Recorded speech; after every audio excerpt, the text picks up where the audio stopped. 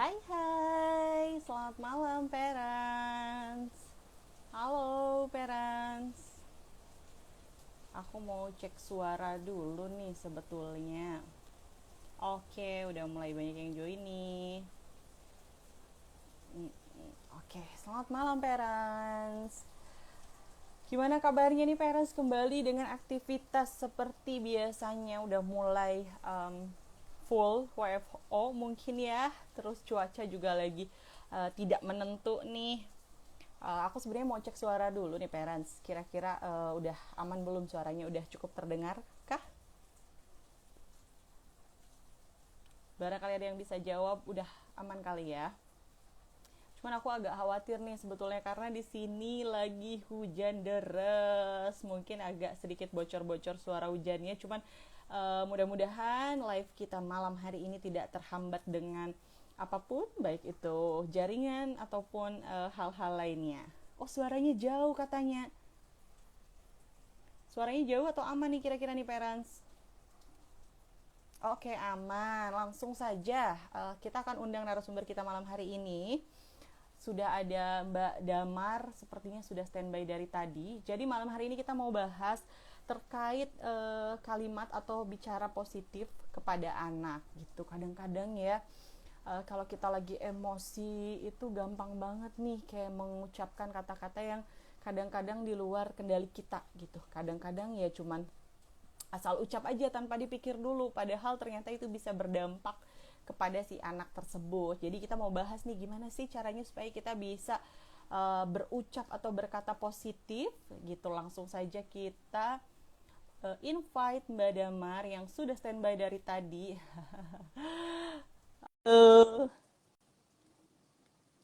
Mbak Damar, ini sepertinya delay ya. Delay nggak sih parents? Karena kok aku agak... Halo Mbak Damar.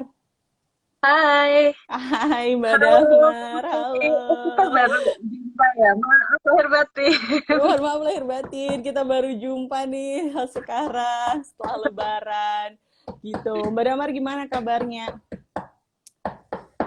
Kabarnya Alhamdulillah baik, lebih seger ya, karena kemarin pas Lebaran akhirnya setelah 2 tahun nggak ketemu, akhirnya ketemu sama keluarga gitu, pasti jadi lebih, Alhamdulillah. kayak tangki cintanya keisi gitu. Recharge Inputnya ya. gimana nih? Sama nih, Richard, alhamdulillah. Setelah 2 tahun gak ketemu keluarga, akhirnya bisa ketemu keluarga juga. Senang banget, meskipun sekarang agak khawatir dengan cuaca yang naik turun gitu ya, yang kadang-kadang hujan kadang-kadang panas gitu.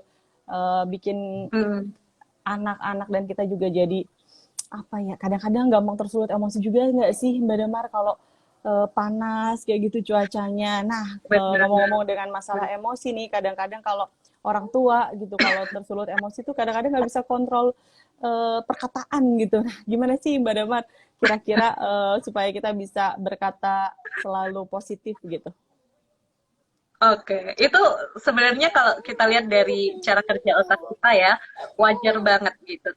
Kalau kita lagi tersulut emosi, itu otak kita bagian amigdala itu nyala. Nah, kalau amigdala nyala, biasanya bagian otak lain itu jadi nggak bisa bekerja secara optimal nih. Kayak lampu gantian nyala gitu ya, kalau amigdala nyala, yang lain tuh mati. Nah, yang lain itu termasuk fungsi berbahasa kita Oke. gitu. Makanya wajar nih kalau kita lagi marah, emosi gitu ya. Terus yang terucap itu nggak kekontrol gitu ya. Kayak, loh kok tiba-tiba aku ngomongnya ngegas sih? Kok tiba-tiba aku mengucapkan kata-kata yang aku akhirnya sesali sih? Kayak gitu ya. Itu kalau di orang dewasa. Kalau di anak-anak, karena kontrolnya juga lebih ini ya, dia belum se-advance kita gitu, jadi keluarnya adalah teriak, meraung-raung, nggak bisa ngomong, nggak bisa diajak ngomong kayak gitu. Nah, itu wajar terjadi baik di Mm-mm. anak-anak maupun di orang dewasa. Makanya kalau ditanya gimana ya caranya biar meskipun sedang emosi tapi tetap bisa mengontrol ucapan kita, jawabannya adalah berlatih untuk mengelola emosi gitu. Jadi kalau kita merasakan emosi-emosi yang kurang nyaman gitu ya, itu kita berlatih yang namanya regulasi diri gitu. Ya udah, Mm. itu perasaan tidak nyamannya diterima, tapi kita juga bisa mengendalikan gitu ya. Jadi diterima perasaannya, tapi jangan sampai amarah kita ini diproyeksikan ke anak gitu. Gitu. Gitu. Jadi emang kita harus pinter-pinter ya. Benar-benar ini masih PR banget. Tapi sebetulnya Mbak, Benar. pengaruh komunikasi ini terhadap perilaku anak itu seberapa besar sih Mbak gitu? Sehingga kita emang benar-benar Oke. harus selalu menjaga kalimat yang terucap dari kita gitu. Oke, oke. Nah, sebenarnya kalau ngomongin soal komunikasi gitu ya, outputnya kan lebih banyak ke apakah komunikasi ini efektif apa enggak gitu. Karena salah satu Mm, fungsi dari komunikasi adalah kita mengungkapkan harapan kita gitu ya, dan ditangkap oleh orang lain dan mm, apakah itu match gitu. Nah, jadi menurutku gitu ya, aku sendiri lebih suka menyebutnya sebagai komunikasi efektif gitu. Tapi karena ini dipelajarinya di positif disiplin, maka biasanya lebih gampangnya gitu ya disebutnya komunikasi positif, respon positif seperti itu. Nah, jadi komunikasi ini seberapa besar sih dampaknya gitu ya pada perilaku anak, besar banget mm, gitu. Apalagi anak-anak itu kemampuan otaknya itu kan belum berkembang sempurna. Otak manusia itu baru berkembang sempurna di usia 25 tahun gitu. Jadi bayangkan Oke. anak kita yang usianya masih 5 tahun ke bawah gitu ya, masih ini masih kesulitan banget gitu untuk berpikir seperti kita. Jadi kalau komunikasi kita tidak tepat sesuai dengan cara otak dia bekerja saat ini gitu ya, jadinya nggak nyambung gitu. Contoh, kalau kita mau ngomong jangan lari-lari nak gitu. Kenapa anaknya tetap lari-lari terus gitu? Nah itu bukan karena anaknya bandel, anaknya nggak mau denger gitu ya. Tapi simply karena kemampuan otaknya belum bisa berpikir secara dua tahap gitu. Jadi Oh, oke, oke. disitulah peran komunikasi penting. Kalau kita tahu, oh anakku belum mampu berpikir dua tahap, gitu ya. Jadi cara komunikasiku harus lebih direct gitu. Jadi instead of bilang jangan lari, saya akan bilang, nak jalannya pelan-pelan yuk seperti ibu kayak gitu. Nah itu lebih Oke. direct gitu. Jadi anak tuh otaknya dengan kemampuan otak segitu lebih bisa nangkap. Nah disitulah peran komunikasi biar efektif tuh kita harus memahami dulu anakku tuh kemampuan berkomunikasinya seberapa sih gitu.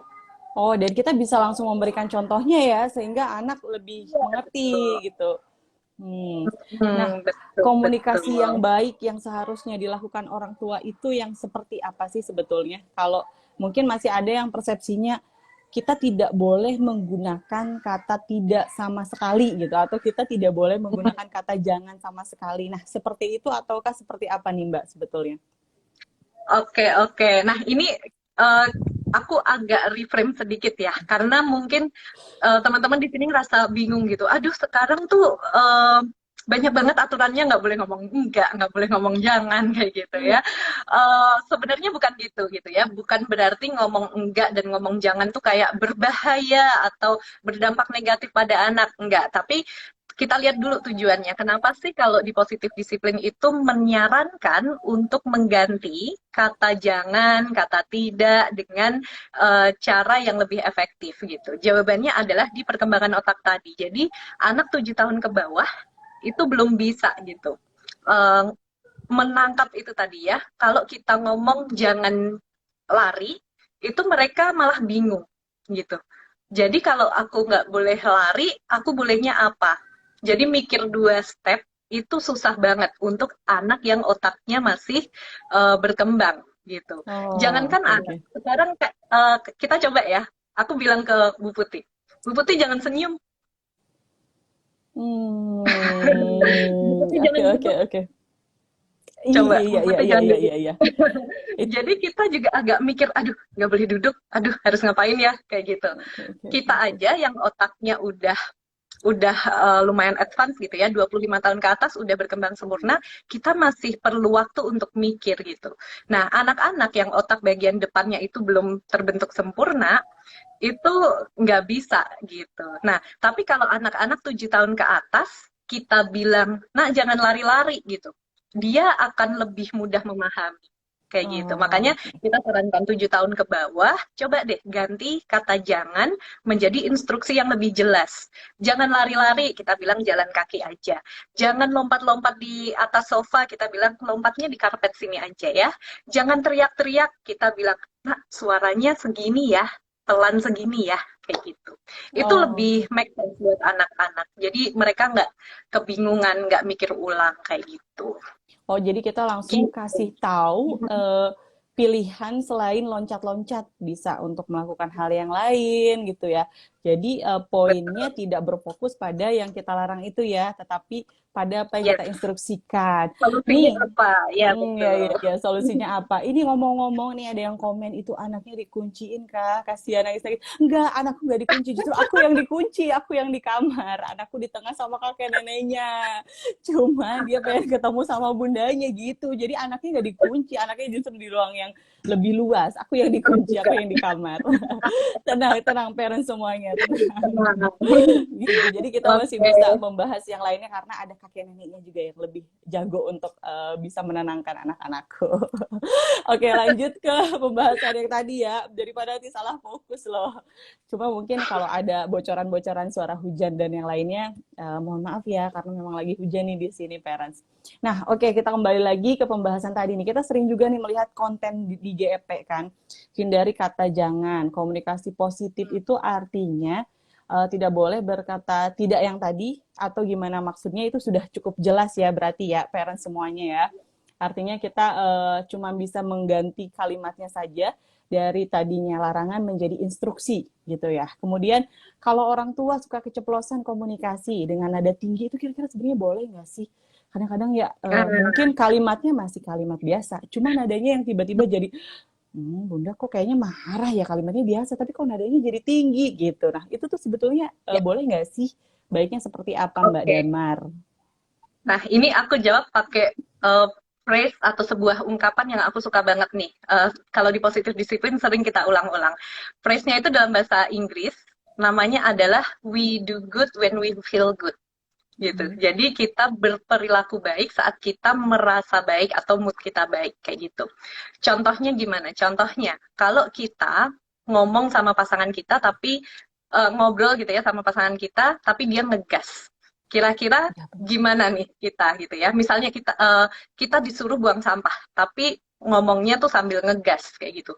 Buang dong sampahnya kayak gitu, kita pasti yang tadinya kayak oh iya aku mau buang sampah gitu malah jadi kesel, malah jadi ah nggak jadi ah buang sampah kayak gitu ya. Jadi saat kita merasakan perasaan yang tidak nyaman akibat perlakuan orang lain itu biasanya kita juga jadi agak males gitu untuk berbuat baik juga gitu. Nah, itu berlaku juga pada anak-anak loh gitu. Jadi saat kita membuat mereka merasa baik tentang dirinya gitu ya, mereka akan lebih mudah bekerja sama, diajak bekerja sama. Mereka akan berperilaku lebih baik juga. Istilahnya kayak saat kita memperlakukan mereka dengan baik, mereka jadi tertanam di diri dia bahwa aku ini adalah anak yang baik, aku mampu berbuat baik. Tapi kalau kita kayak sering memperlakukan dia seperti anak yang kurang baik gitu ya, kayak sering dimarahin, diomelin, dipukul, dihukum kayak gitu, dia justru makin tertanam bahwa oh kayaknya aku bukan anak yang baik ya, oh kayaknya aku nggak bisa berperilaku baik ya kayak gitu. Jadi kalau kita sering ngegas, nah mulai deh coba direm gitu ya, direm dan rasakan. Kalau kita ngajak ngobrol dia dengan nada suara yang lebih enak, apakah dia akan lebih mudah bekerja sama juga daripada kalau kita ngomongnya ngegas, ngomongnya agak nyelekit kayak gitu. Coba posisikan seperti kita juga lah gitu. Kalau teman kerja kita gitu ya, nyuruh kita lakuin sesuatu tapi ngomongnya nyelekit, ngomongnya nggak enak, kita juga pasti kayak, aduh males-malesan gitu ya, nggak ogah juga gitu, jadi nggak pengen deket juga sama dia dan lain-lain. Iya, iya, iya, iya, betul sih. Karena aku sudah pernah mencoba itu juga nih parent sebetulnya. Jadi ketika anak diajak diskusi dengan cara yang lebih lembut, dengan kalimat juga yang sudah kita sesuaikan, nadanya juga sudah kita turunkan, itu memang lebih lebih enak diajak untuk diskusinya. Jadi cenderung lebih nurut jatuhnya gitu ya, dibandingkan dengan ketika kita menggunakan nada tinggi atau justru melarang. Soalnya pengalaman nih Ya, Mbak Damar kita pernah bahas ini juga karena dari neneknya anak-anakku nih itu selalu melarang, melakukan apapun Hmm. dilarang, melakukan apapun dilarang gitu. Jadi Hmm. akhirnya si anak itu justru merasa kayak aku tidak mendapatkan apa ya izin dari nenekku. Akhirnya dia kesel sama neneknya gitu. Nah, mungkin Hmm. cara Betul, betul. penyampaiannya juga yang bisa kita perhatikan ya, karena kok ini nggak Yes. boleh, ini nggak boleh, ini nggak boleh. Akhirnya dia justru apa yang tidak diperbolehkan neneknya, dia lakukan semuanya, sengaja dilakukan gitu Perasukin ya. Jadi kita memang harus pandai-pandai untuk mengatur nada dan kalimat ya. Kadang-kadang tapi ya Mbak Damar, Betul. kita mungkin tidak tersadar ya bahwa kalimat yang kita gunakan itu juga ternyata tinggi gitu. Padahal kita sudah Hmm. mungkin ada yang biasa menggunakan nada yang tinggi sehingga itu terbawa ke anaknya gitu Mbak. Kalau itu gimana Mbak kira-kira? Oke, nah ini sebenarnya kita lihat aja nih dari anak interaksi anak ke kita gitu ya. Kalau dia kayak jadi kelihatan kok anak itu tuh tujuannya selalu untuk membangun koneksi dengan orang tuanya kayak gitu. Nah, tapi kalau kita lihat ya biasanya nih kalau kita kebanyakan ngegas gitu ya atau kebanyakan membuat dia merasa takut, merasa tidak aman, merasa tidak nyaman, biasanya kita ngelihat dia akan kayak agak menjauh kayak gitu. Pasti ada kayak setiap perilaku anak itu merupakan tanda gitu.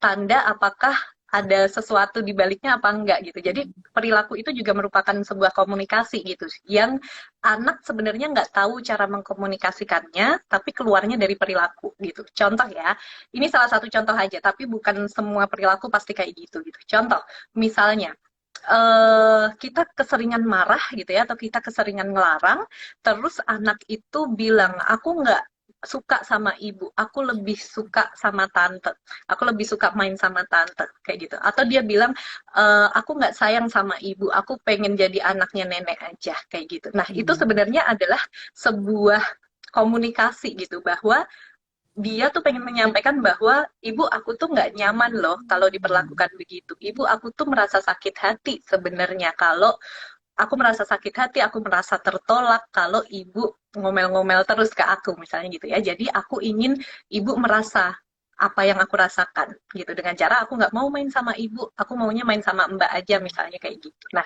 itu adalah salah satu wujud komunikasi. Jadi kita itu eh, perlu kayak melihat segala perilaku sebagai sebuah ini ya kayak kode-kode dari anak gitu karena tadi anak itu kemampuan otaknya belum belum berkembang sempurna jadi dia pengen ngomong apa nggak tahu caranya akhirnya dengan perilaku gitu contoh lain misalnya anak sebenarnya ngerasa kok aku ini ya jadi meskipun dibentak gitu ya meskipun dikasarin kayak gitu tapi anak ini kok kayak nempel terus nggak mau ditinggal kita ngomong sama orang lain nggak boleh kayak gitu nah sebenarnya ini juga sebuah kode gitu bahwa ibu setiap kali di kayak gituin tuh aku ngerasa koneksi kita renggang sedangkan aku butuh kita untuk koneksinya deket lagi gitu makanya dia mencoba mencari cara untuk terkoneksi lagi dengan cara nggak mau ditinggal gitu ya ditinggal ke toilet nangis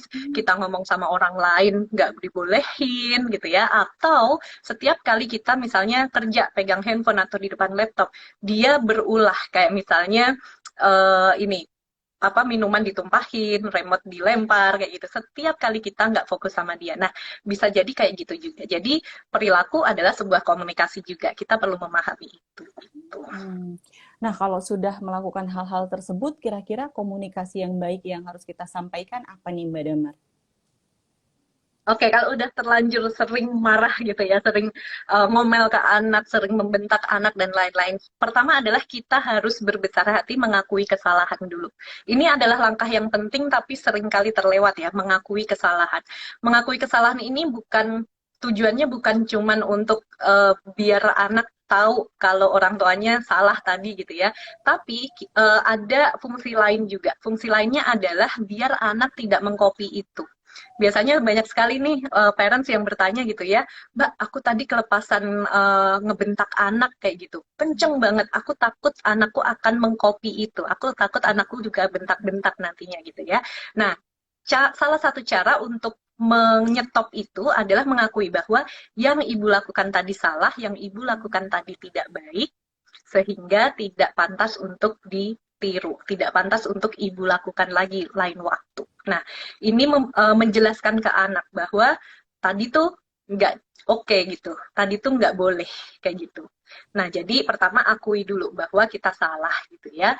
Jangan gengsi parents gitu ya, karena seringkali kalau mungkin sebagai orang tua gitu ya, ngerasanya kalau aku mengakui kesalahanku ke anak jadinya kayak hilang wibawa gitu ya. Nah, jangan khawatir di mata anak kita, kita itu dunianya.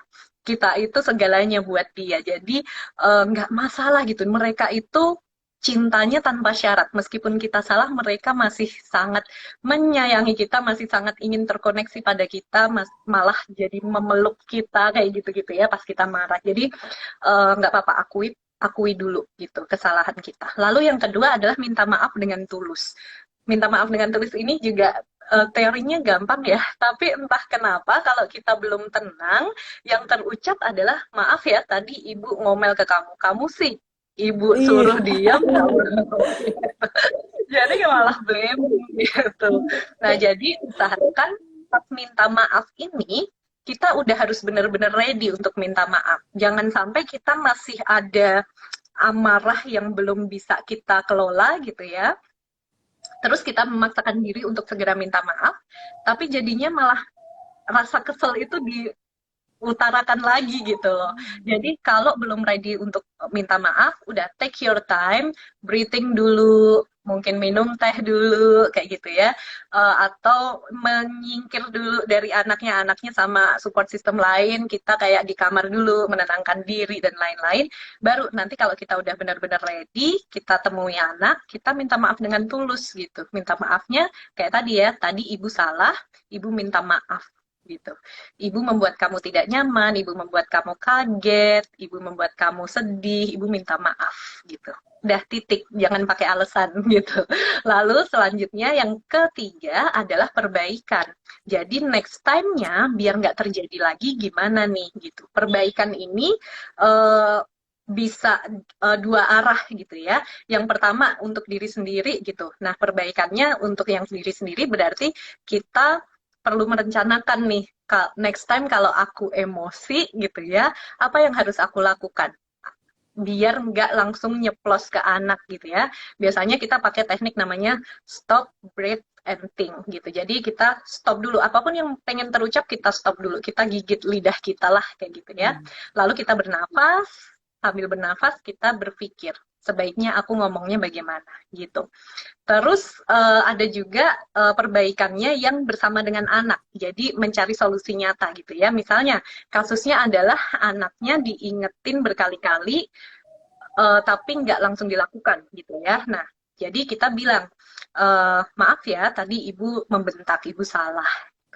Next time kamu mau diingatkan dengan cara apa? Gitu.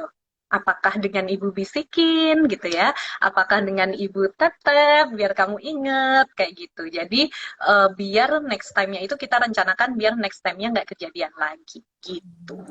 Oke. Nah, memang kita juga agak khawatir ya kadang-kadang kalau kita nyeplos dengan nada tinggi atau pakai kalimat-kalimat yang tidak baik itu ditiru. Itu benar banget karena aku juga merasakan hal yang sama nih Mbak Damar. Parents juga mungkin di rumah juga berpikiran seperti itu. Kadang kita nyeplos habis itu, aduh jangan-jangan dia bakal niru nih, apalagi di fase yang meniru. Nah, tapi kira-kira Ya. gimana nih caranya supaya kita itu bisa menunjukkan kita marah atau tidak suka dengan apa yang dilakukan tanpa harus membentak gitu. Kadang-kadang kalau kita tidak membentak atau nadanya masih sama, mungkin anak nggak nangkep, mamaku nggak apa-apa kok, dia baik-baik aja kok gitu. Apalagi kalau anak-anak yang masih di usia di bawah 5 tahun belum bisa membedakan dia ibuku atau dia temanku. Jadi pengalamanku sih, jadi anakku tuh masih menganggap ya udah dia tuh kayak teman aku aja, udah kalau marah ya udah gitu aja gitu. Maksudnya biar biar kita tuh biar anak tuh juga tahu kalau mama nggak suka nih, bunda nggak suka kakak seperti ini, kakak lebih baik begini. Caranya gimana nih Mbak Damar penyampaiannya? Ada sebuah teknik namanya iMessage ya. iMessage ini sebenarnya adalah teknik komunikasi asertif. Jadi kita mengungkapkan apa yang ingin kita ungkapkan tanpa menyudutkan pihak lain gitu. Ada rumusnya nih iMessage. Jadi aku merasa titik-titik dan saat titik-titik dan aku berharap titik-titik. Nah, tapi usahakan dalam kalimat itu kita tidak menyebut kamu atau nama anak sama sekali. Karena kalau kita masukin kamu atau nama anak gitu ya, jadinya blaming. Contoh, ini contoh yang salah dulu ya, yang blaming gitu. Ibu merasa marah karena kamu berantakin lagi mainan yang udah ibu beresin gitu ya. Nah, itu blaming, ya kan? Nah, tapi kalau I message itu kayak gini. Ibu merasa marah dan kecewa karena ibu sudah capek beresin, tapi sekarang berantakan lagi gitu. Jadi kita cuman menunjukkan fakta di ruangan ini yang tadinya udah ibu bersihin, sekarang berantakan lagi gitu. Lebih enak denger yang mana nih? Gitu. Oh, oke Lebih oke. enak denger yang kedua. Kayak anak jadi melihat fakta. Oh iya, ini tadi udah ibu beresin, terus berantakan lagi kayak gitu. Beda sama yang kamu tadi gitu. Biasanya kalau yang kita pakai yang kamu atau you message itu anak justru defensif reaksinya. Tapi kalau kita menggunakan iMessage itu anak lebih apa ya, lebih netral gitulah. Jadi dia tidak merasa dipojokkan, jadi dia tidak perlu defensif gitu. Jadi Oke. iMessage ini bisa loh digunakan bukan cuma ke anak-anak tapi juga ke Pasangan. pasangan gitu. Iya. Ke pasangan juga. Iya, iya, iya. Oke, nanti aku coba deh. Aku akan coba pakai iMessage ya sama anak dulu. Habis itu kita coba ke pasangan. Gimana parents? Setuju? Kita coba bareng-bareng nanti ya kira-kira Setuju. itu works atau enggak. Oke, ini ada pertanyaan lain dari parents yang selanjutnya, Mbak Damar. Oke, Yes. anak saya umur 3,5 tahun. Kalau minta tolong dengan nada pelan, seperti kurang peduli. Ketika saya naikkan nada bicara, baru merespon. Nah, itu salah nggak ya kira-kira? Gitu.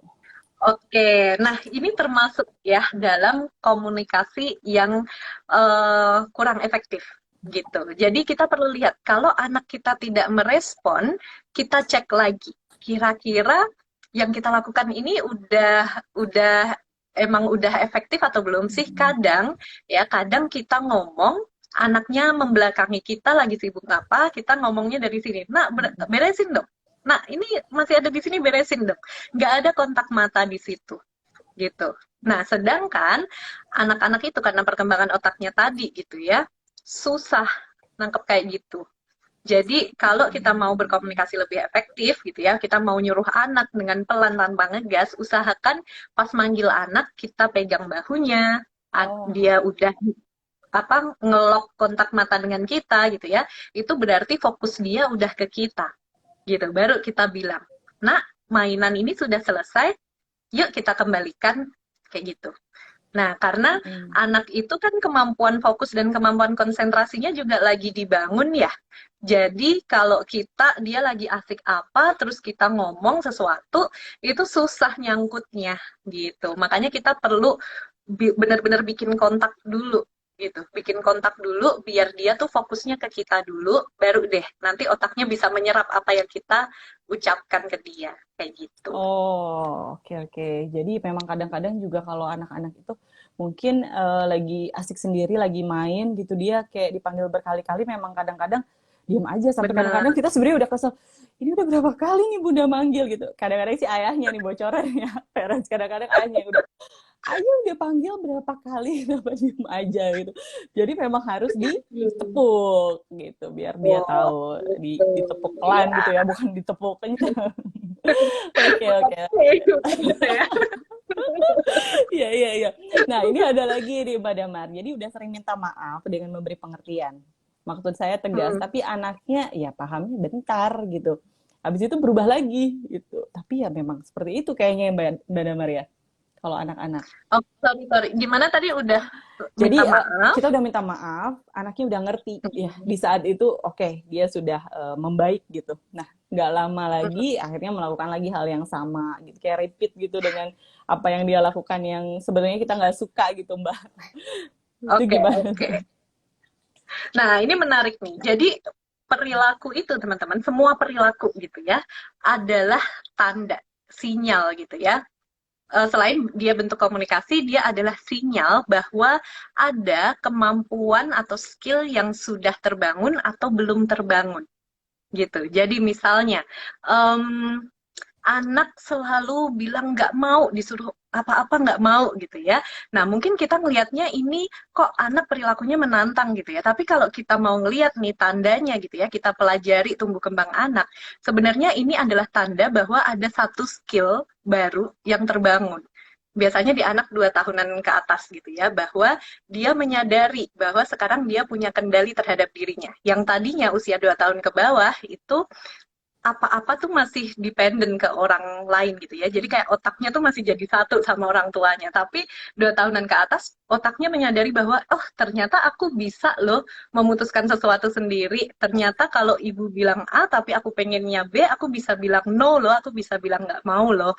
Kayak gitu. Nah, itu salah satu tanda. Atau mungkin tanda lain, kalau itu tanda skill yang udah bertambah gitu ya. Atau bisa juga perilaku itu tanda skill yang belum dimiliki anak. Misalnya regulasi diri atau menahan keinginan diri. Gitu. Jadi kita udah bilang, "Nak, jangan loncat-loncat," kayak gitu. Nah, tapi ternyata ada skill regulasi diri yang belum dia miliki. Akhirnya, setiap kali dia excited, dia loncat-loncat luar biasa. Dia nggak bisa nahan dirinya, kayak gitu. Jadi, wajar kalau untuk anak-anak usia dini, gitu ya, perilaku anak itu sering kali berulang. Meskipun kita udah contohin berulang, gitu. Makanya kalau di positif disiplin itu, kita kerjanya dua cara gitu. Kita nggak hanya mengingatkan tentang perilakunya atau mencoba mengubah perilakunya, tapi kita bantu dengan mengembangkan skill yang dibutuhkan. Jadi dua arah gitu, kerjanya dua gitu. Kalau di luar positif disiplin mungkin kayak kita mencoba mengubah perilakunya aja tapi nggak ngebus skill yang dibutuhkan sehingga ya diulangin lagi gitu. Tapi kalau di positif Oke. disiplin perilakunya coba kita benerin, tapi kita dukung dengan ngebus skillnya gitu. Kayak dikasih skill apa namanya regulasi diri, regulasi emosi, skill komunikasi, skill perencanaan gitu. Sehingga skillnya makin bertambah gitu ya. Perilaku yang tidak kita harapkan tadi makin bisa dikendalikan sama si anak gitu. Oh, gitu. Jadi kita juga harus tahu ya, kita harus tahu melakukan apa nih. Kalau dia sudah berulang, berarti kita harus menambah asupan lain nih. Ibaratnya itu makanan Yes, harus ada asupan gizi yang lainnya gitu kan, untuk menambah. benar-benar. Oke, oke, oke, oke. Nah, ini ada lagi nih Mbak Damar, kalau anak sedang, nah ini, Mam, gimana cara mengatasi situasi ini? Di mana nenek dan kakeknya kalau berantem atau teriak-teriak di depan cucu dan anak saya jadi ngikutin. Jadi maksudnya kalimat negatif atau kalimat yang nadanya tinggi dan sebagainya itu datangnya tidak secara langsung, melainkan berada di lingkungan tersebut gitu. Jadi ketika si anak Melihat gitu sedang ya. melihat, mendengar, nah apakah itu pada akhirnya akan terserap dan mereka akan mengikutinya, atau mungkin justru pasti akan terserap dan mengikuti. Kira-kira gimana nih Mbak Damar untuk solusinya?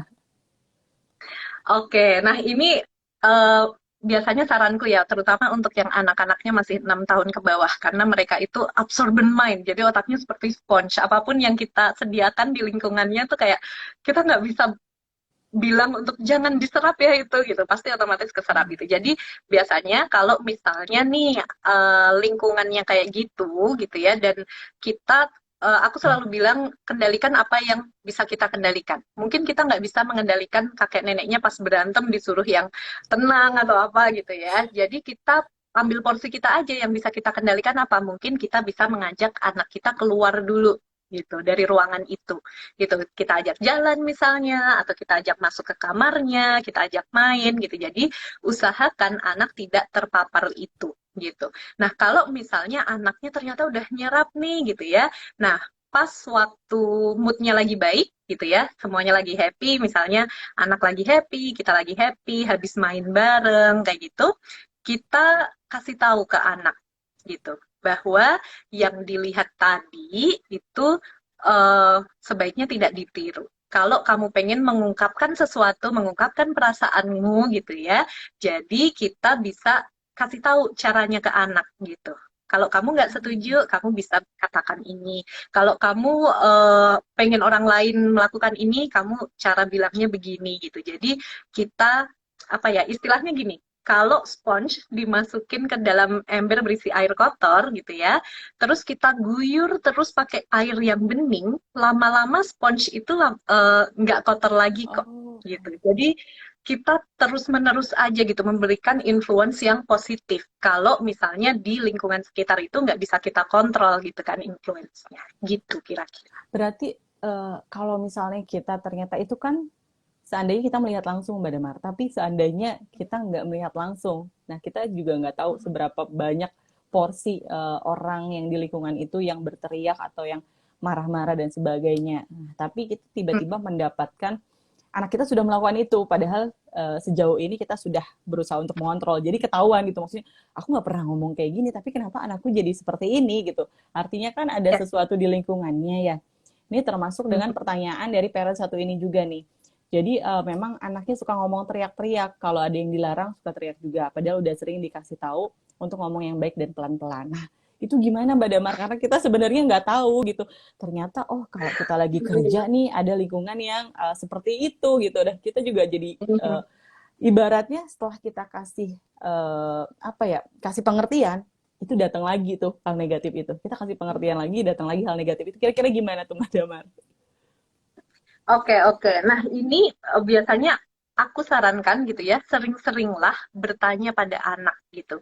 Bertanya ini dalam rangka kita menggali informasi dari dia gitu ya. Ini cara kita berkomunikasi ke anak. Jadi, yang sering banget orang tua lupa, kita pengennya ngajarin anak sesuatu, ngasih tahu anak sesuatu, tapi kita lupa untuk mendengarkan gitu ya. Jadi usahakan nih kalau misalnya kita orang tua yang bekerja gitu ya, pas pulang ke rumah, quality time sebelum tidur, kita nanya harinya bagaimana, dia hari ini melihat apa yang menarik buat dia, kayak gitu. Itu kita kalau di positif disiplin namanya adalah mendengarkan dalam diam. Jadi kita berusaha untuk nggak ngomong banyak, anak cerita kita cuman, oh Oh, gitu, iya kayak gitu. Nah itu salah satu tujuannya untuk menggali juga nih, misalnya dia ngomong kasar gitu ya, kita nggak langsung ngejudge anak, nak kok ngomong gitu sih kayak gitu. Tapi kita tanya, menurut kamu itu artinya apa sih?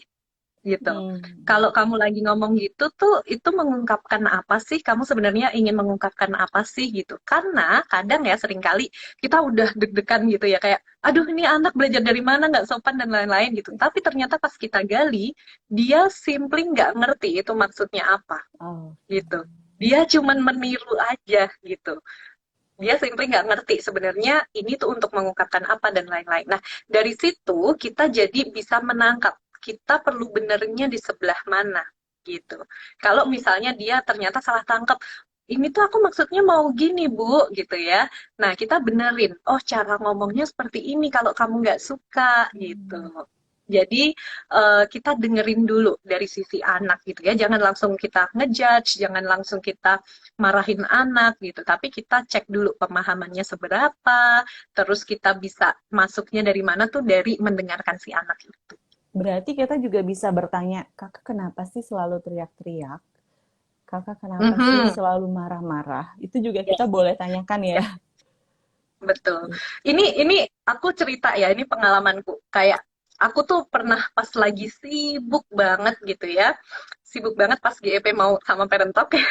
Mau berkawan dengan Parent Talk itu bener-bener sibuk banget sampai aku melihat sebuah pola anakku setiap kali ngomong sama aku ngegas gitu, ngegas beneran teriak gitu. Terus aku akhirnya menyediakan waktu gitu ya untuk bertanya, kenapa sih kalau ngomong sama ibu sekeras itu, sekenceng itu gitu ya. Terus dia cerita, ternyata aku tuh saking nggak mindfulnya gitu ya, dia itu kalau ngomong ke aku cuman jadi dia perlu ngulang beberapa kali. Makanya dia pikir kalau dia menaikkan volume suaranya, ibu tuh akan menangkapnya satu kali gitu. Jadi aku nggak menghabiskan energi untuk ngulang sampai 3 kali, 5 kali kayak gitu. Ternyata dari situ, berarti kan kalau kayak gitu yang perlu diubah bukan anaknya. Oh, berarti akunya yang harus sopan setiap kali anakku manggil, ibu, ibu aku mau cerita ini. Oh iya, aku harus langsung mindful ke dia kayak gitu. Dan itu beneran perilaku berteriaknya itu langsung hilang begitu aku mengubah responku. Setiap kali dia manggil, aku langsung, oh iya nak, kamu mau bilang apa ke ibu? Jadi aku malah keingetan sama tadi yang ketika anak kita dipanggil tapi nggak nengok-nengok dan kita sampai berkali-kali manggil dan kita jadi kesel. Berarti itu terjadi pada anak kita juga gitu. Iya kan? Itu Iya benar-benar. pertanyaan Karena yang kita cuma gini ya. iya, pertanyaan yang jadi jawaban kalau anak kita bisa ngomong, emang harus aku terus yang begitu? Mama juga dong. Mungkin anak bisa bicara begitu Benar-benar. ya, Mbak Damar. Ya nggak sih? Seolah-olah anak tuh megangin cermin di hadapan kita nih. Iya, gitu. Oke. Akhirnya kita jadi tahu, benar gak parents? Ayo, jangan-jangan kadang-kadang mungkin kita juga harus berkaca ya Mbak Damaria. Apakah yang Iya kita benar-benar. lakukan itu juga sudah baik gitu? Apakah yang kita lakukan itu juga sudah sesuai dengan apa yang kita harapkan dari anak kita? Karena kadang-kadang seperti yang Mbak Mhm. Damar tadi bilang, mungkin kitanya juga kadang-kadang ya melakukan hal yang mungkin tidak diharapkan anak kita gitu ya. Jadi bisa Betul. untuk kita bercermin gitu. Oke, parents, ini ternyata ada pertanyaan juga nih, Mbak Damar dari tadi sudah antri ternyata. Nih ada kalimat yang kalau kita minta anak jujur tanpa kita berkata, ayo jujur, kira-kira itu digantinya dengan apa Mbak? Karena ini memang untuk di usia tertentu sering anak yang menutupi sesuatu atau mungkin berbohong ya Mbak, Ya. sehingga kita butuh kejujuran dari anak kita itu. Nah, kira-kira digantinya dengan kalimat apa? Oke, oke, menarik nih. Jadi kalau kita berharap anak kita jujur, terbuka sama kita, yang pertama harus kita sediakan untuk dia adalah garansi bahwa dia itu akan tetap aman dan eh, apa ya, tetap disayang meskipun dia itu mengatakan yang sejujurnya dan sejujurnya itu tidak sesuai dengan ekspektasi kita gitu. Jadi itu dulu anak harus mendapatkan garansi gitu ya bahwa semuanya akan baik-baik saja kalau kamu berkata jujur. Jadi inilah yang dimaksud kalau di positif disiplin itu Hmm. tidak ada hukuman gitu. Karena kalau kita menghadirkan hukuman itu biasanya anak justru malah terdorong untuk menyembunyikan dan tidak terbuka pada kita karena perasaannya takut gitu. Kalau aku jujur nanti aku dihukum, nanti aku nggak disayang, aku nggak ini nggak itu kayak gitu. Makanya kalau di positif disiplin kita nggak ada hukuman, tapi kita ajak kita ganti dengan yang namanya fokus pada solusi. Jadi apapun yang terjadi, kesalahan apapun yang dia perbuat gitu ya, kita selalu, oh iya, terima kasih ya sudah cerita ke ibu. Kira-kira apa Hmm. yang bisa kita lakukan untuk memperbaiki kesalahan itu? Gitu. Jadi untuk anak bisa berkata jujur atau jujur pada kita perlu mengecek dulu respon kita terhadap kesalahan yang ada terjadi di sekitar kita itu seperti apa. Kalau respon kita terhadap kesalahan itu kayak marah, tidak memperbolehkan adanya kesalahan dan lain-lain, justru anak terdorong untuk tidak jujur. Tapi kalau kita merespon kesalahan sebagai sesuatu yang, oh nggak apa-apa, ini berarti kita bisa belajar sesuatu dari kesalahan itu. Oh nggak apa-apa, kesalahan itu bisa diperbaiki. Nah anak jadi merasa lebih aman gitu untuk mengakui kesalahannya, untuk bercerita tentang apa yang dia sembunyikan tadi, kayak gitu. Oke, Mbak Damar. Ini karena waktu kita terbatas, jadi aku mau kasih pertanyaan terakhir aja buat Mbak Damar nih. Mbak, Mm, tadi kan kita coba bahas tentang komunikasi positif. Ini lain halnya dengan ketika orang tua dengan anak tanpa komunikasi gitu. Mungkin orang tuanya sibuk mm, ya, orang tuanya punya betul. kesibukan, atau mungkin ada waktu-waktu tertentu yang mereka bisa komunikasi, mungkin di akhir pekan setelah bekerja, tapi dengan porsi yang sangat sedikit gitu. Nah, kira-kira ini berdampak nggak sih buat si anak gitu? Oke, oke. Sebenarnya banyak ya dampaknya gitu. Pertama adalah dampak pada perkembangan skillnya gitu. Karena skill anak itu kan diasah melalui interaksi dengan orang-orang di sekitarnya. Dengan caregiver utamanya. Jadi kalau interaksi berupa komunikasi dua arah itu tuh terbatas, ya perkembangan skillnya juga terbatas. Karena saat kita berkomunikasi dengan anak, dia itu nggak cuma mengembangkan soal bahasa gitu, tapi dia juga mengembangkan kemampuan interpersonal gitu ya, memahami orang lain. Dia memahami, dia mengembangkan kemampuan intrapersonal atau bagaimana sih mengetahui apa yang aku inginkan, aku butuhkan, terus bagaimana mengkomunikasikannya kayak gitu. Terus intelektual kayak gitu ya, kognitif gitu. Jadi tentang planning dan lain-lain. Pokoknya hampir semua skill itu diadaptasi anak dari interaksi dengan caregiver utamanya. Jadi orang-orang yang ada di sekitar dia kayak gitu. Jadi itu pertama gitu. Lalu yang kedua adalah salah satu kebutuhan dasar anak-anak adalah terkoneksi dengan orang tuanya gitu. Jadi makanya biasanya anak itu ya kalau kita komunikasinya lagi minim, dia akan mencoba terkoneksi atau berkomunikasi dengan kita dengan cara yang dia tahu. Nah, biasanya ajakan untuk terkoneksi ini parents itu wujudnya bukan Bu, ayo main, ayah, ayo kita jalan-jalan, bukan kayak gitu. Tapi wujudnya bisa perilaku menantang yang melonjak gitu. Tiba-tiba setiap kali kita sibuk ada aja yang kejadian kayak gitu ya. Atau dia jadi teriak-teriak, dia jadi nggak mau bekerja sama dengan kita dan lain-lain. Nah itu semuanya adalah wujud bahwa wujud komunikasi bahwa kita komunikasinya kurang loh, kita kurang deket loh, kita kurang terkoneksi loh, kayak gitu. Jadi ajakan untuk main, ajakan untuk terkoneksi, kadang wujudnya adalah kayak gitu, perilaku menantang yang melonjak naik gitu. Oke, Makanya jadi kita selalu bilang kalau perilaku menantangnya tinggi, jangan-jangan tangki cintanya lagi kosong. Kita perlu isi. Nah, karena kayak gitu. Jadi kebutuhan terkoneksinya nih lagi nggak terpenuhi dan dia nggak bisa ngomongnya ke orang tuanya. kebutuhan dasarnya ada yang tidak terpenuhi ya, sama seperti kebutuhan dasar kita kalau ke pasangan, kalau memang ya kan, kalau kita kebutuhan dasarnya tidak terpenuhi, jadi ke pasangan juga marah-marah. Mungkin itu yang Ya, dilakukan anak ya, kalau anak sudah bisa berkata-kata seperti orang dewasa mungkin akan mengatakan hal seperti itu. Cuman mereka melakukan dengan hal-hal lain, dengan perilaku-perilaku mungkin yang Mbak Damar. Seru banget malam hari ini. Dan parents yang join juga banyak nih malam hari ini. Pertanyaannya juga dari parents, mudah-mudahan terjawab semua ya parents ya. Kalau memang ada yang masih ingin ditanyakan dengan tema yang lain, karena tadi ada beberapa yang tidak sesuai tema, makanya nggak aku bacain parents. Mungkin bisa dibacakan di saat temanya sudah sesuai gitu. Jadi parents bisa menantikan lagi Instagram live kita berikutnya bareng Mbak Damar dari GEP. Boleh Mbak Damar kalau mau kasih tahu nih sedikit tentang GEP dong, barangkali ada parents yang mau join untuk closing kita malam hari ini. oke, boleh boleh. Tadi kayaknya ada sempat yang bertanya gitu ya, gimana ya cara ngeremnya gitu kan.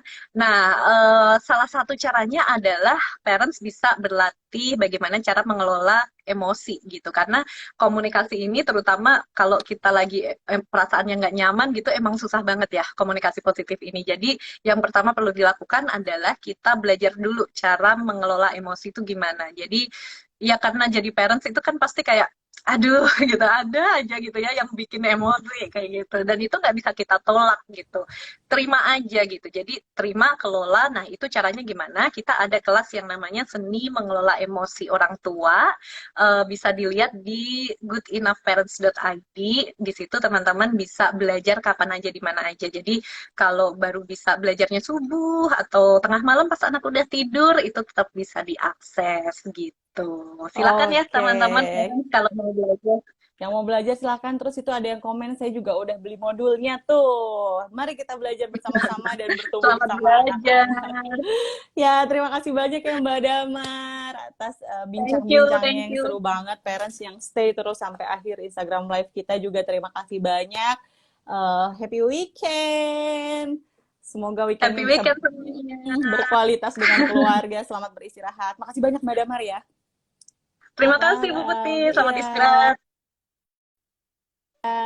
selamat malam.